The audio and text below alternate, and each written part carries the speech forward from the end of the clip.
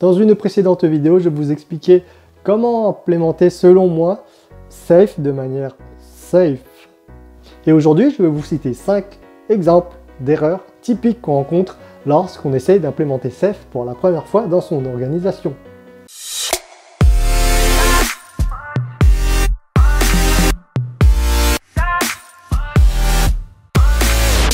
La première erreur et la plus grosse, c'est celle que je rencontre tout le temps, c'est d'essayer d'implémenter Safe avant d'implémenter l'agile ou la culture agile tout simplement. C'est-à-dire que les gens ils regroupent tout le monde et ils leur disent on va faire Safe, sauf que les gens ils savent même pas ce que c'est que l'agile, notamment la culture.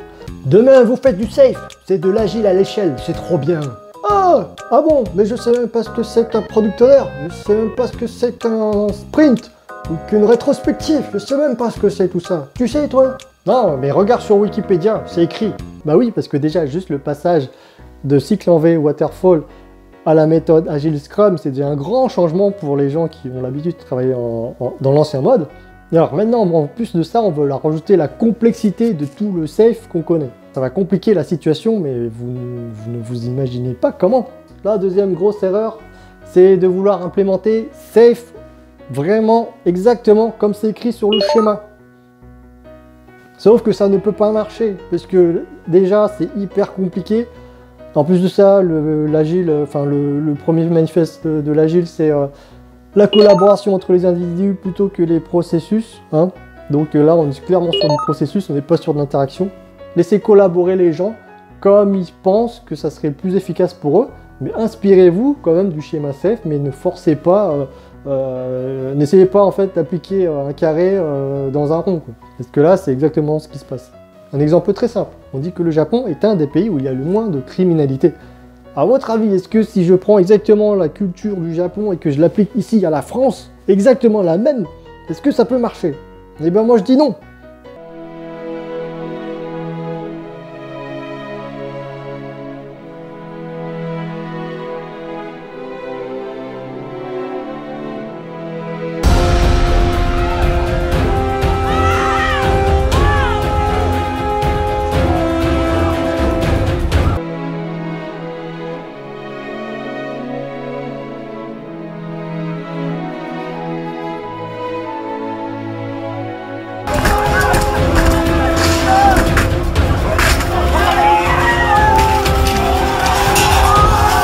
La troisième erreur, c'est de ne pas permettre aux équipes d'avoir leur sprint d'innovation. C'est-à-dire que normalement, dans un programme incrément, vous avez 5 sprints, dont un qui sert en fait à tout ce qui est innovation. C'est-à-dire que pendant ce sprint-là, les équipes peuvent faire autre chose, donc chercher des innovations et préparer le prochain PI planning. Hein, et ne pas produire des features et des user stories, Le rythme de travail de Safe est assez soutenu, c'est très fatigant, et donc leur demander à chaque fois de carburer comme des malades, sans leur laisser un sprint de respiration entre guillemets, et à la fin ils seront sur les genoux et ils vont partir de votre projet, ou bien ils seront plus du tout productifs parce que un développeur qui est fatigué, c'est un développeur qui travaille mal. Et donc, il n'y aura plus de qualité, et donc il y aura moins de satisfaction client, et donc votre projet, il va dans le mur.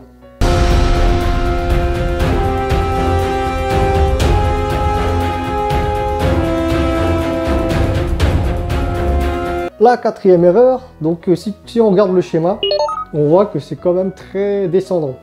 Donc l'erreur, c'est de ne pas reproduire le mode guichet du cycle en V ou bien du cycle Waterfall, c'est-à-dire ne pas attendre que l'autre fasse descendre les tickets, hein, les epics, ensuite les capabilities, ensuite les features, ensuite les user stories.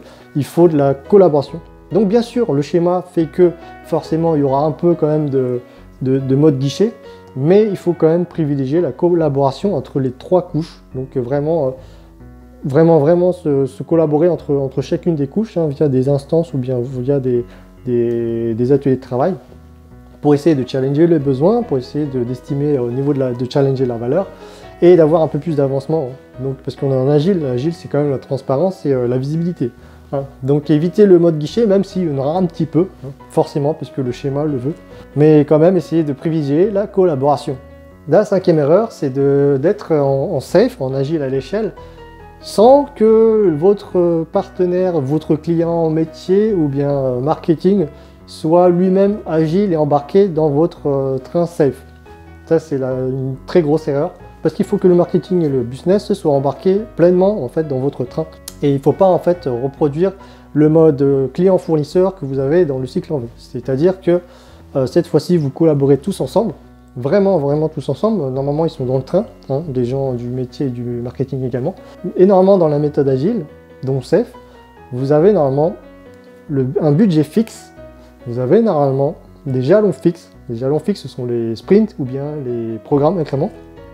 Par contre, le contenu, le périmètre, lui, est variable. Et ça, il faut vraiment que votre marketing et votre métier en aient pleinement conscience. Parce que ce périmètre-là, c'est lui qui pourra varier. Il ne faut absolument pas faire l'erreur de dire oui lorsque votre commanditaire vous dira « je veux ça à telle date ». Parce que là, vous êtes complètement foutu.